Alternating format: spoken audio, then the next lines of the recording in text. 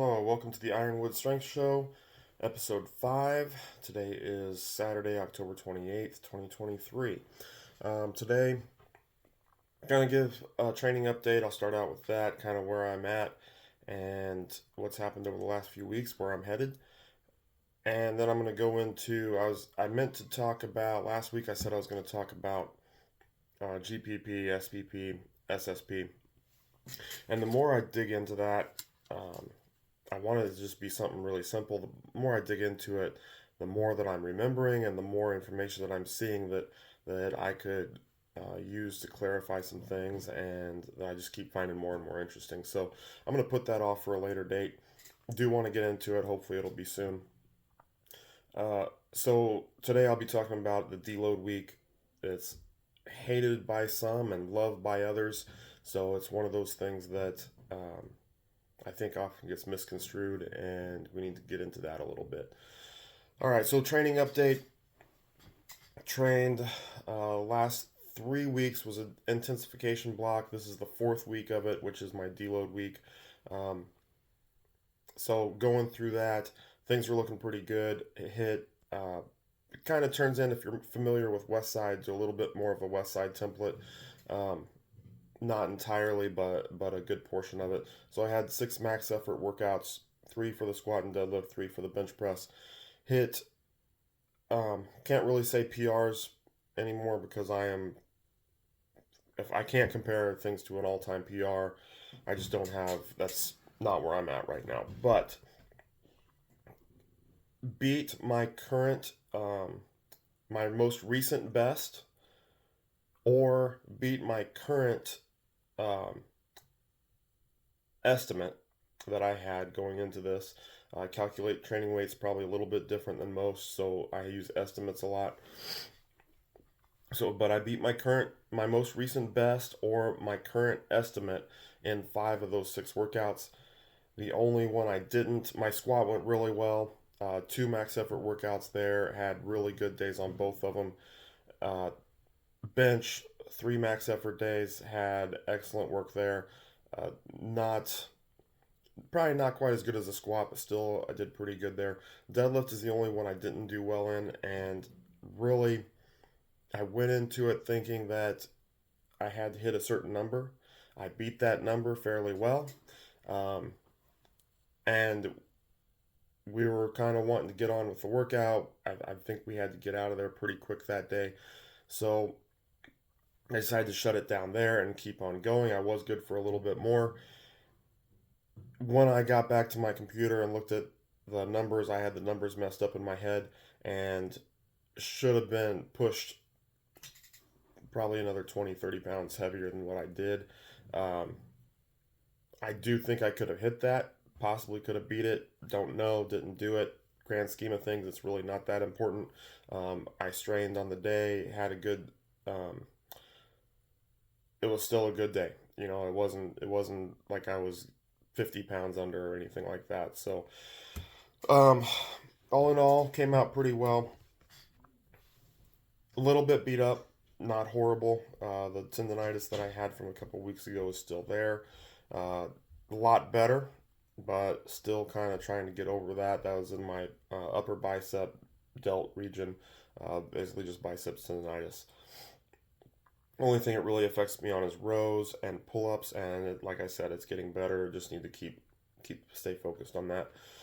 Did get some Had a spasm pop up in my upper right trap that I don't think it's going to affect me a whole lot. It seems like I'm getting through it. It affects me more when I'm twisting. Just popped up in the last hard week of training after I don't even didn't even feel it happen.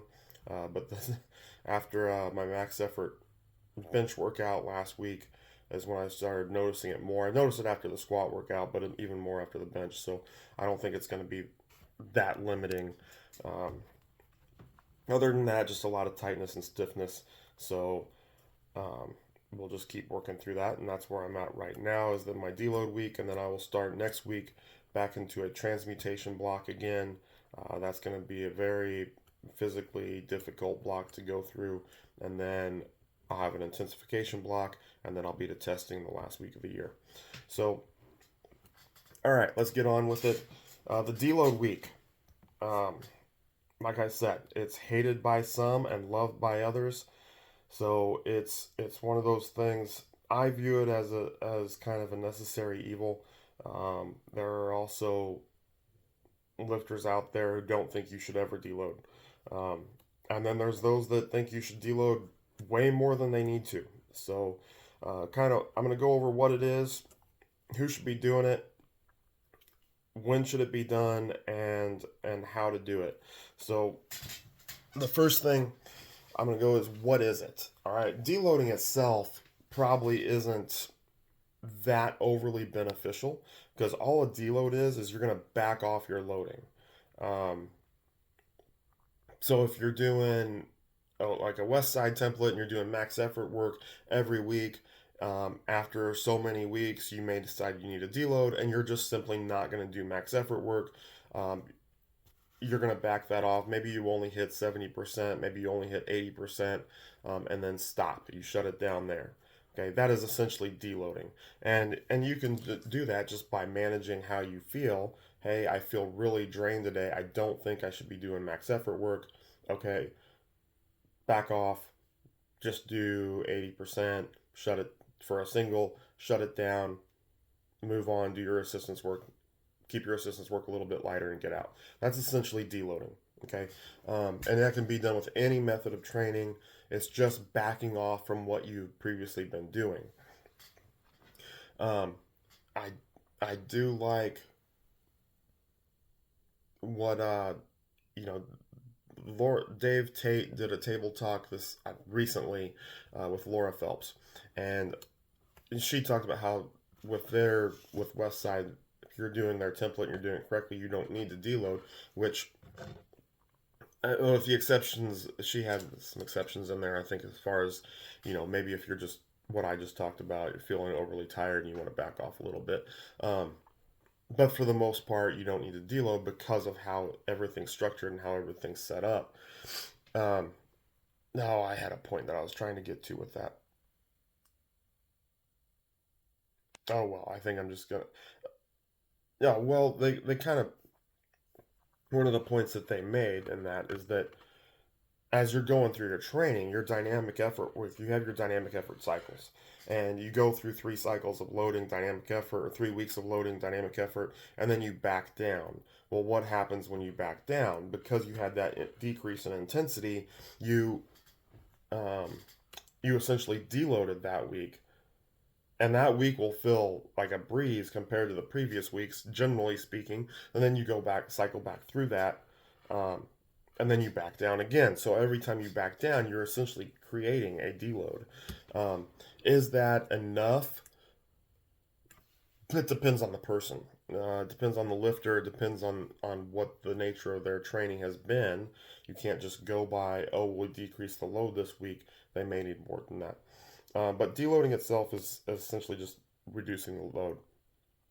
Where I like to make a point on this is that I would personally like to see more get done out of a deload that and to have a specific function of what you're trying to accomplish.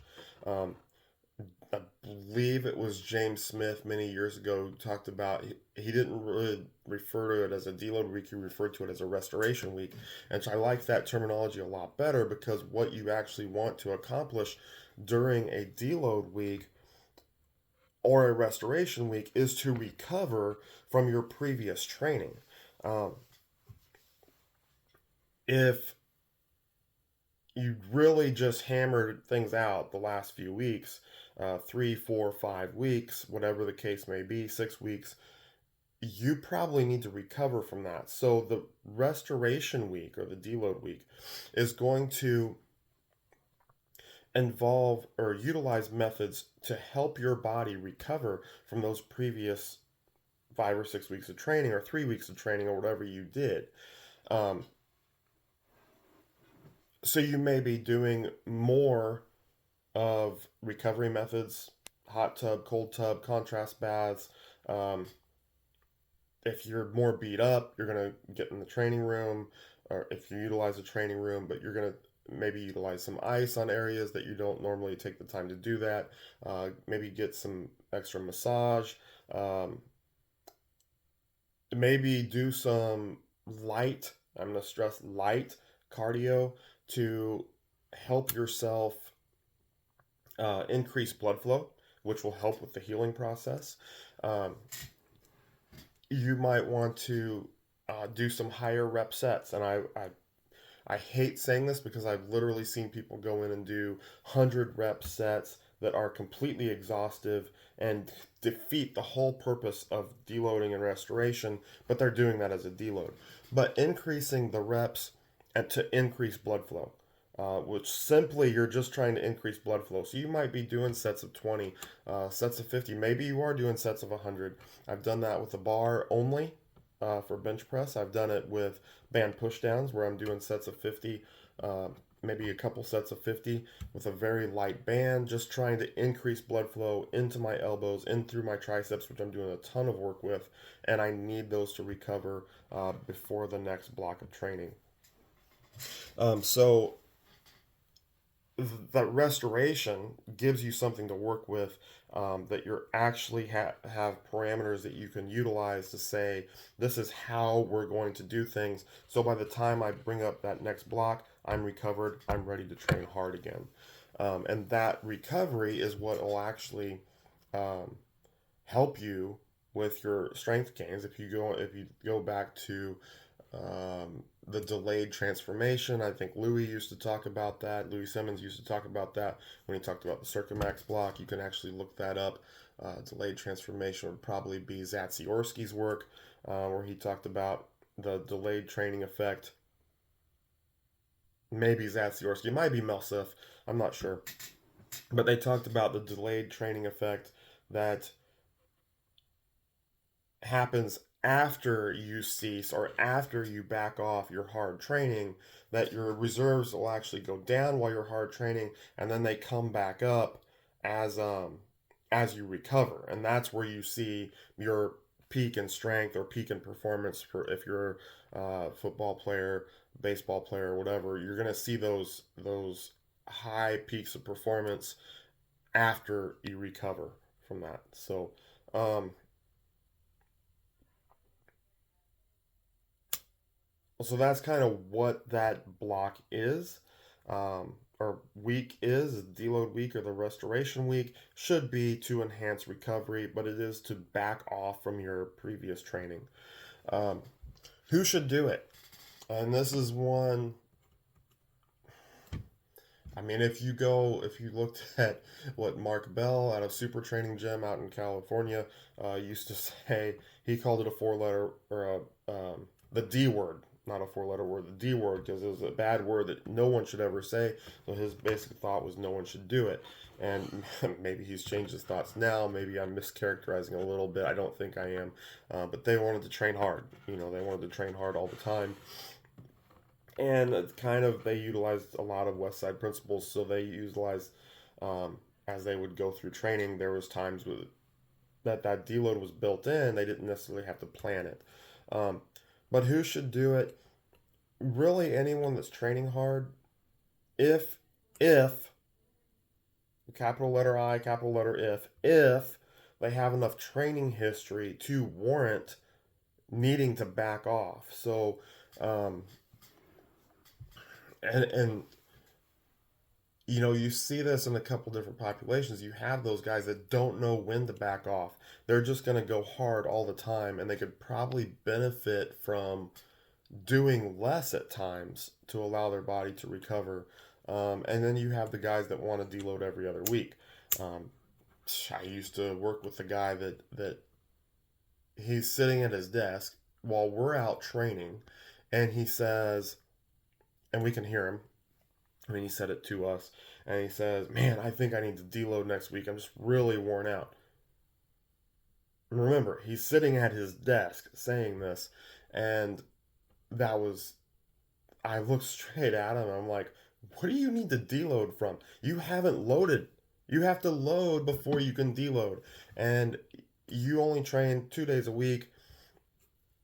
You miss tons of workouts. you don't need to deload. You need to start training and actually getting yourself to when you need to deload. So, but who should do it? If you're training hard, there's chances are you're going to need to deload at some point, and have that restoration week. It depends on, and this is what Dave Tate said in that table talk with Laura Phelps. It depends on the methods that you're utilizing to train. So it kind of, um, it's hard for me to say, well, this athlete should, and that athlete shouldn't. It really depends on how you're training and what your needs are. But I will say this about it: the more advanced you are, I think the greater need for a deload because you're taxing your system to a much higher level. Okay, um, you're utilizing higher number of motor units because you're more efficient at the movements that you're doing, whether that's lifting or whether that's a sport. Um, you are probably through years of training that's got you to that very advanced level, that high level, those elite levels. Um, your training load overall is probably much greater, whether that be through intensity, through volume, or both, than your average person working out. So you probably have a greater need every so often to have a deload or restoration week to help your body recover. Because you're not going to recover as a person, a athlete or lifter of lower qualification, your high school athletes, your lower level college athletes, meaning freshmen, sophomores, probably. Or I could see a lot of D2 schools, D3 schools that really don't get, and this is not all of them, but really don't get adequate training as compared to D1 schools that have probably more higher commitment levels and higher demands coming from coaches, administrators, whatever, sport coaches, administrators, or whatever. The levels of expectation are much higher. So, where you get into a lot of D2 schools and D3 schools, and their expectations are for you to make good grades. Not all of them, but and the level of training is different. So the more advanced you are, if you're a senior in college versus a freshman in college at any level, you're probably more advanced and will have a greater need for that deload. So basically, the more advanced you are, the more you're going to need it. The less advanced you are, you're a high school athlete, you probably don't need to deload very often, and most likely, when you're off of school for spring break for half a week or a week or Christmas break, you're probably not training at all, or a good number of athletes probably aren't training at all. So they're getting those deload weeks, teacher um, work days where they have that's a day where they don't train, and instead of finding another way to train, they just take 2 3 days off because it hits a weekend. So it's it's kind of built in. They're getting it, and they recover so easily at that level because their neurological efficiency isn't nearly as high. They're young. Um, it just makes it easier for them to recover as they go, so they don't need as much time to they don't need to dedicate as much time to deload weeks. Okay, it's built in, or they're doing it naturally. Um, I also think about the table talk of with I bring these up a lot. I think they're really interesting. Dave Tate's table talks off EliteFTS.com. I watch. I don't watch all of them, but I watch the ones that I think I'm going to be interested in, and some of the ones that people I've never heard of before that just sound like they might pique my interest. So, but they have a lot of interesting stuff on there and coming from people with a lot of experience. So I do recommend those. But he had one with Chad Ikes. And Chad Ikes talked, if you're familiar with Chad Ikes, one, he's one of the strongest people in powerlifting um, to ever walk the planet. So he's, I don't, his total's not the highest, but it is way up there. I think he's like in the top three or something still. And those are for numbers that he did many years ago, or at least 10. at least 10 years ago, if not a few more than that. Um, but he's talked a lot about over the years about training less. And he really made a point in this one because he's talked about that so much and they refuse to let go and train less, and he emphasizes if you train less you'll make better gains. But he really made the point in this table talk that it's not just about training less. The first thing you have to do is you have to train hard. And he goes, there's a number of people that they just don't train hard enough, so they don't need to back off to the level that he did. But one of the things he did is he got to a point where he was only training 1 day a week. So,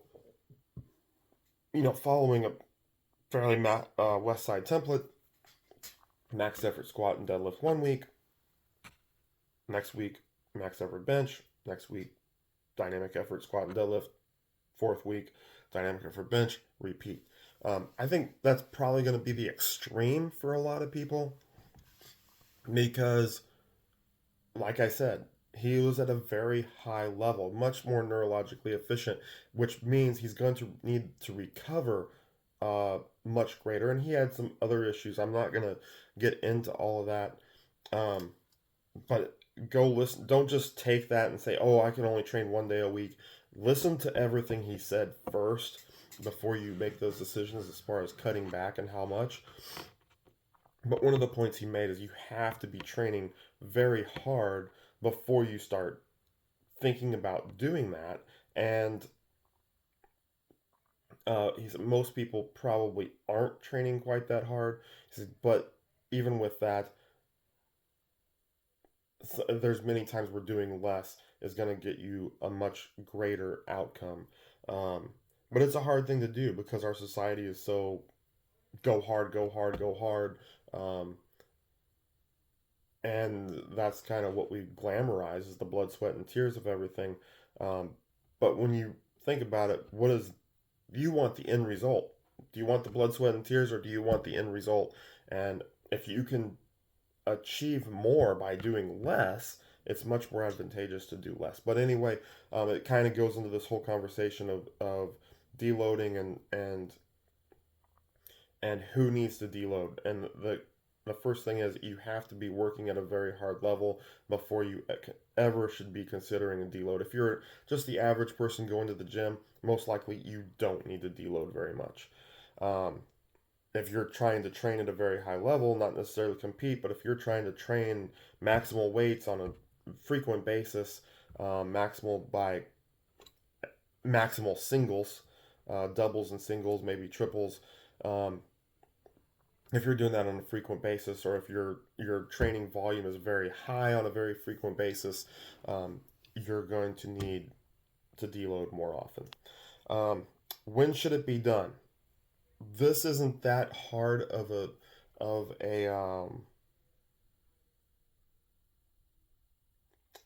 of a thing to think about. If you just had 3, 4, 5 weeks of hard training, what should you do after that?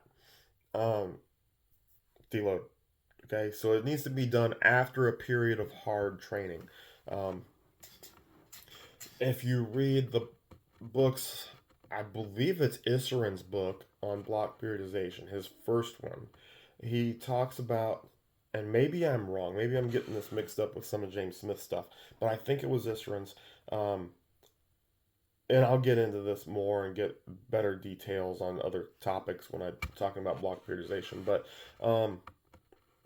I do think it was Isseren's book that he said your recovery week from the previous loading should be the first week of the subsequent block.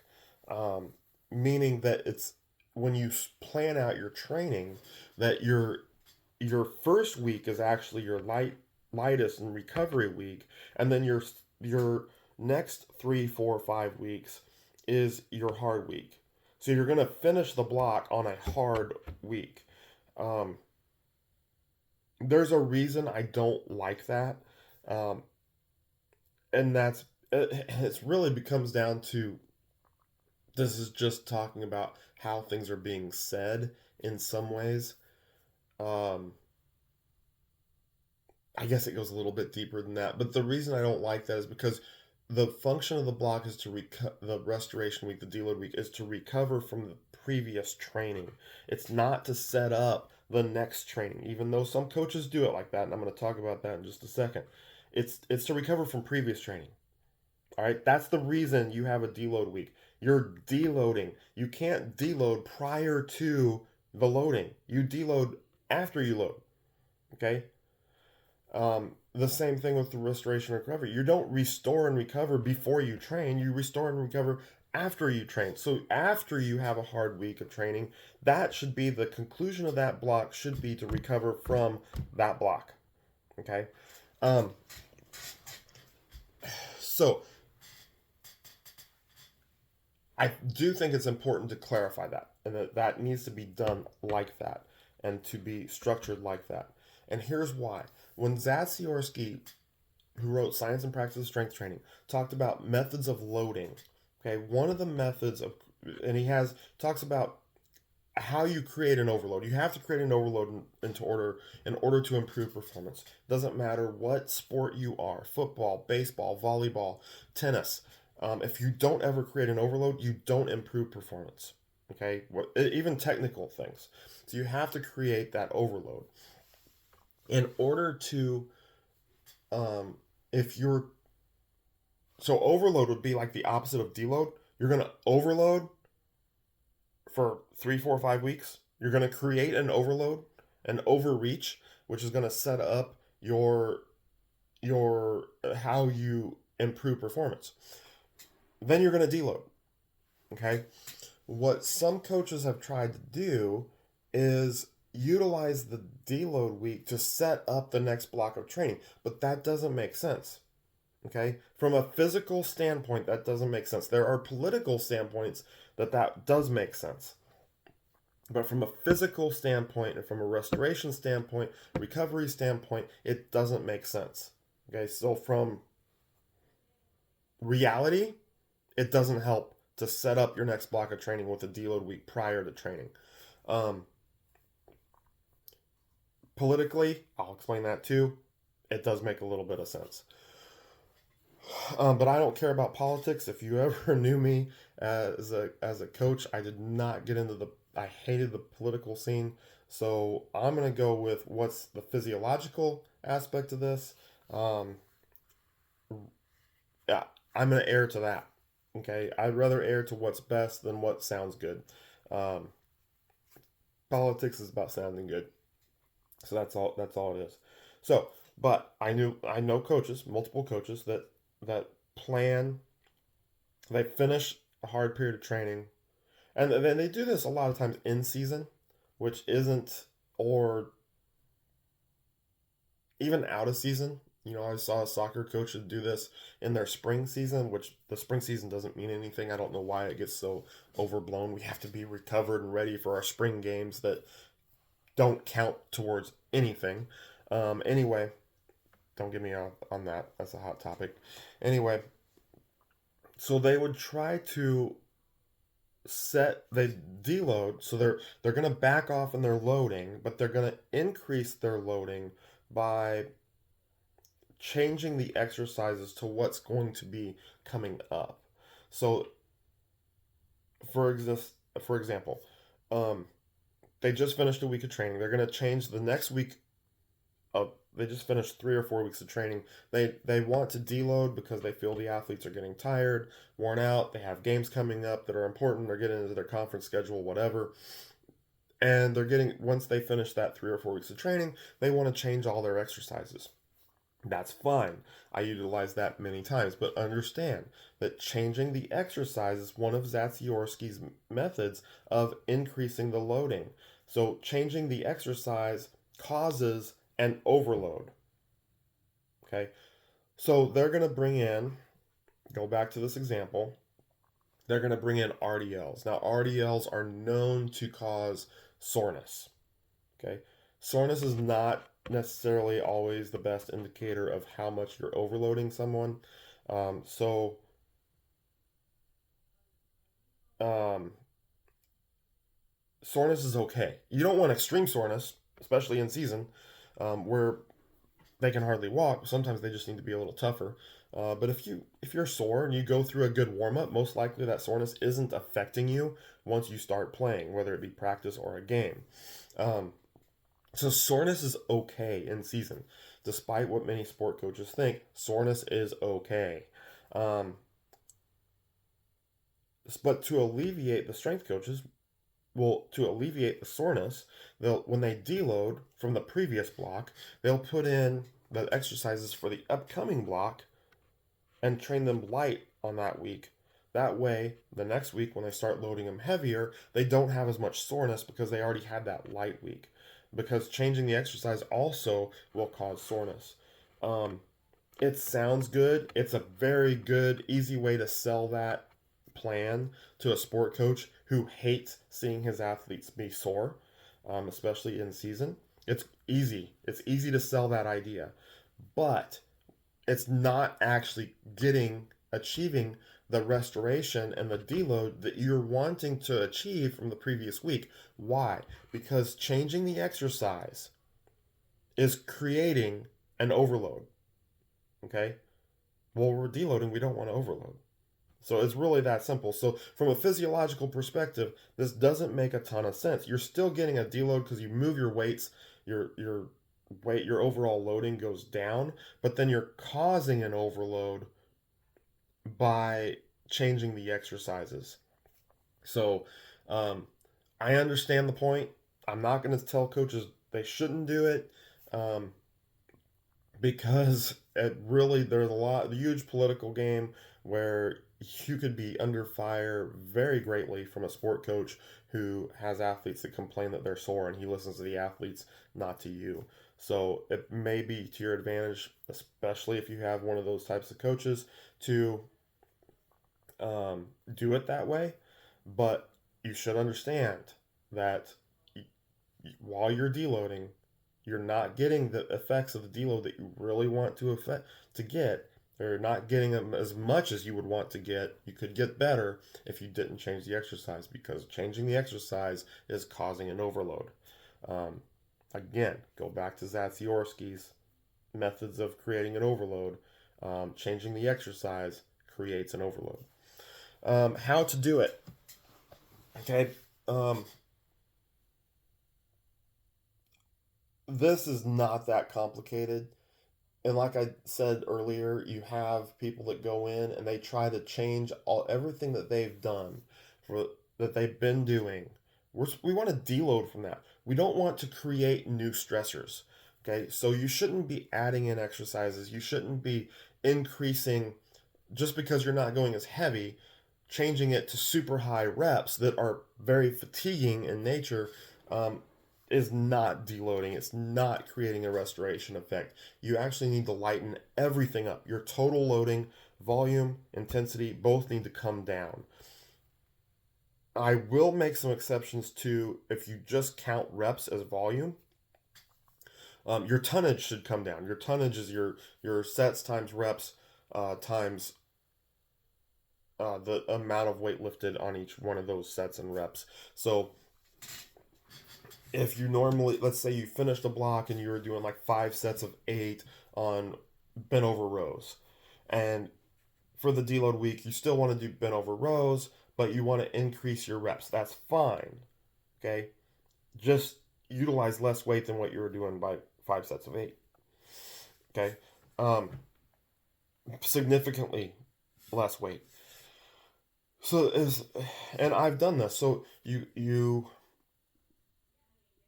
do 5 sets of 8. Let's say you end at 200 pounds. Just keep the numbers even.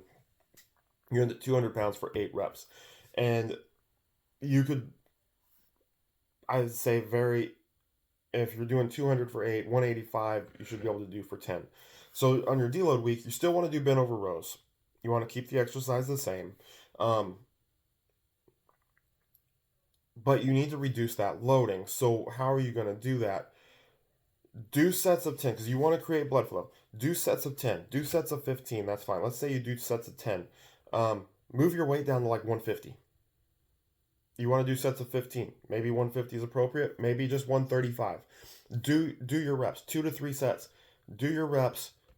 Keep your rest between sets short, no less than, no greater than a minute, no less than a minute. Keep your rest right at a minute.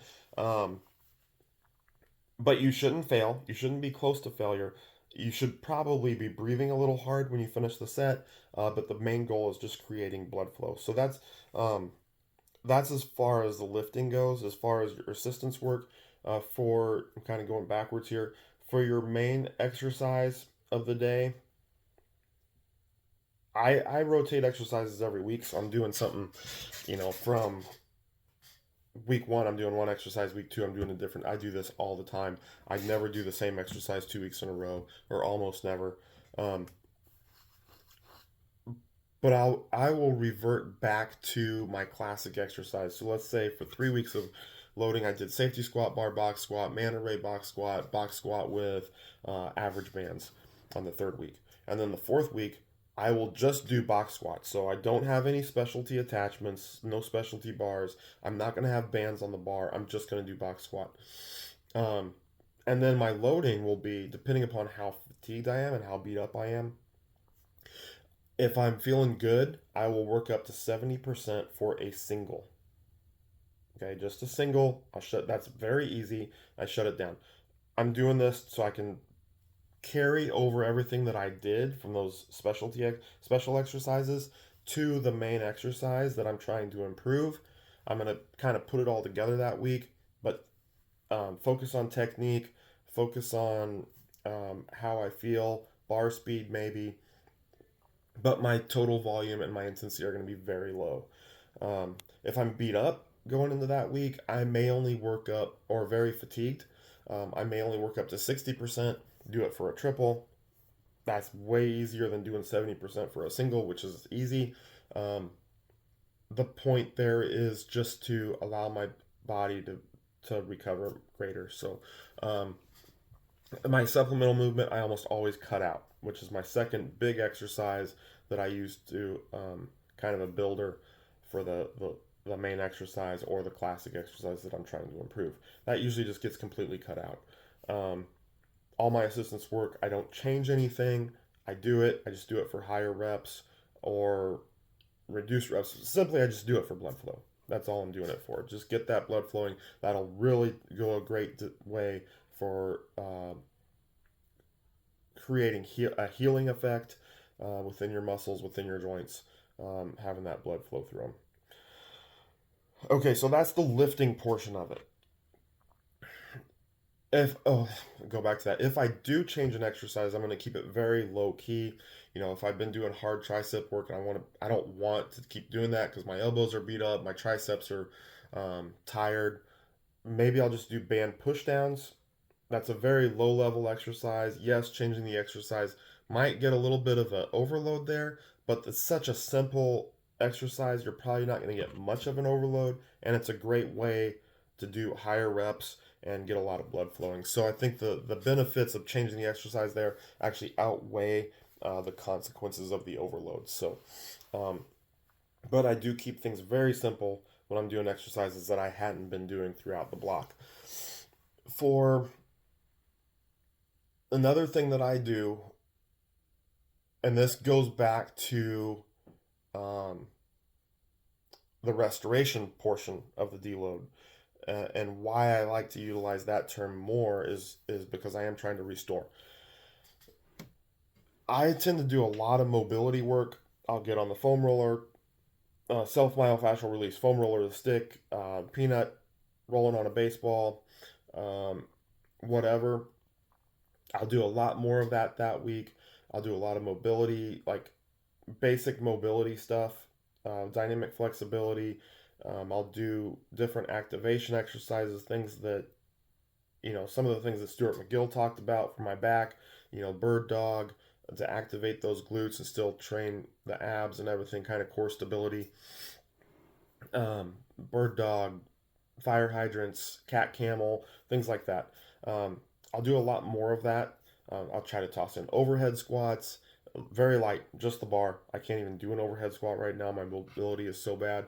But I do try to get that in there and do it as well as I can. The reason for this being that um, that's some of the things that I'm trying to restore is as I go through those 3 or 4 weeks, I don't have a lot of time to devote to restoration or not restoration, devote to mobility. And as I'm getting older, is one of the things that as you get older, you tend to lose mobility quite a bit in your hips and in your shoulders. I don't have a lot of time for that now that I'm not spending my entire day in a weight room anymore. So I'll try to get that in. It's not really optimal. I should do it more, um, but I'll try to get that in that restoration week. I'll do a lot more of it. Stretching, spending some more time just doing some regular or static stretching is a good time to put that in if you don't get it in normally. You should be doing that regularly, but a lot of people don't. Um, One way to not deload. Okay, so those are the things that you could be doing to deload. Do it for about a week, and then get back into your normal training after that. One thing not to not do is besides doing too much and changing things so much that you're creating a overload. Um, should never be sore after a deload week. I don't think, unless it's coming from stretching. But another thing to not do is to avoid it. Uh, I know it's an easy thing to do when it's boring.